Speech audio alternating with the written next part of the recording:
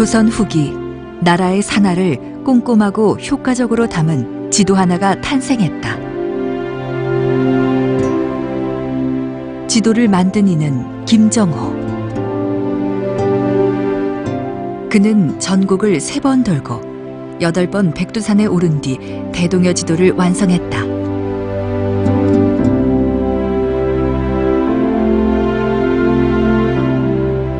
그러나 지도가 너무나 상세하여 국가 기밀 유출을 우려한 대원군에 의해 김정호는 옥에 갇힌 후 사망했고 대동여 지도는 모두 압수되었다고 한다.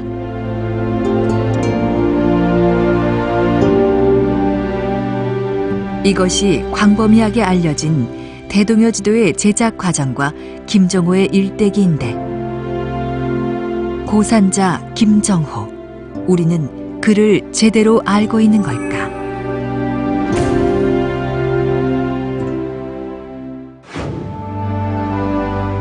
지난 1995년 국립중앙박물관 지하창고에서 대동여 지도 목판 11개가 발견되었다.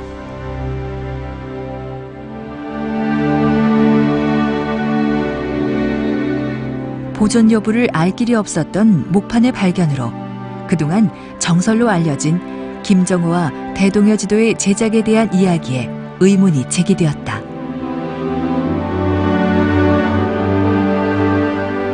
김정호는 정말 대동여 지도를 만들기 위해 전국을 3번이나 돌아다니고 백두산을 8번이나 올랐을까? 허나 오늘날에도 백두산을 등정하는 것은 쉽지 않은 일. 사실 김정호는 발로 뛰어 지도를 제작한 것이 아니라 기존의 지도들을 집대성하는 방법을 택했다. 중앙집권 국가였던 조선은 전국 모든 고을의 정보를 중앙에서 확보하기 위해 수많은 전국 지도를 제작하였다. 김정호는 그렇게 이미 제작된 수많은 지도를 꼼꼼하게 비교하고 검토하여 새로운 지리지와 지도를 제작한 것이다. 이는 김정호와 같은 시기에 활약했던 학자들이 남긴 기록을 토대로 추정해 볼 수 있다.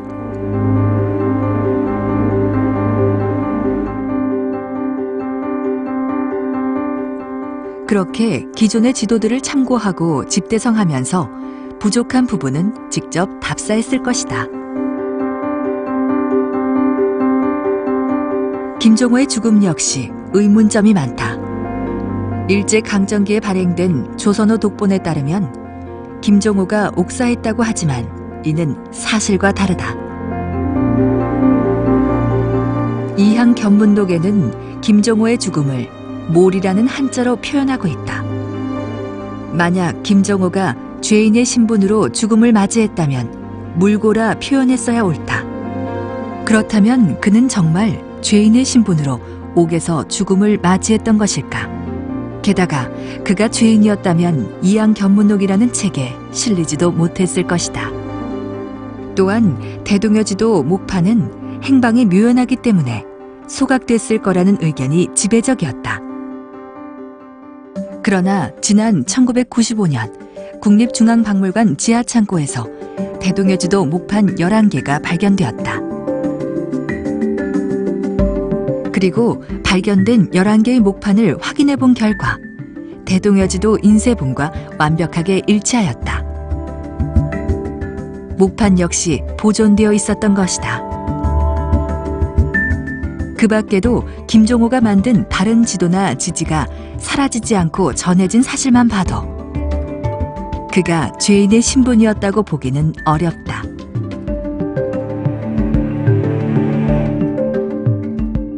고산자 김정호, 그에 대한 논란은 이것만이 아니다. 그의 신분에 대한 논란도 많다. 그에 대한 유일한 기록이 담겨있는 이항 견문록. 이 책에 하층 계급 출신 인물들의 이야기가 기록된 책이라는 이유로 김정호의 신분 역시 하층 계급으로 추정하는 것이 그간의 일반적인 견해였다. 하지만 한편으로는 그가 학자 최한기와 신분이 두터웠다는 점이나 대동여 지도의 제작 과정과 지도에 담긴 정보를 보면 높은 학식을 지닌 인물이라는 것을 짐작할 수 있다. 교육을 제대로 받지 못한 하층 계급이 만들 수 있는 지도가 아니라는 것이다. 그동안 잘못 알려져 있던 김종호의 생애와 대동여 지도의 제작 과정. 다행히 대동여 지도 목판의 발견으로 잘못된 정보들이 수정되고 있는 중이다.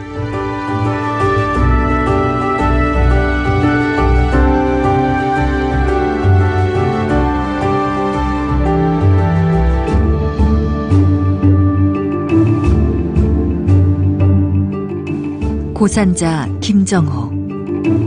그는 평생 옛산을 그리워하며 그곳에 기대어 살고 싶은 꿈이 있어 스스로 고산자라 불렀다. 이 땅을 가장 정확하고 풍부하게 담아낸 지도이자 보고자 하는 이들은 누구나 쉽게 볼 수 있는 지도.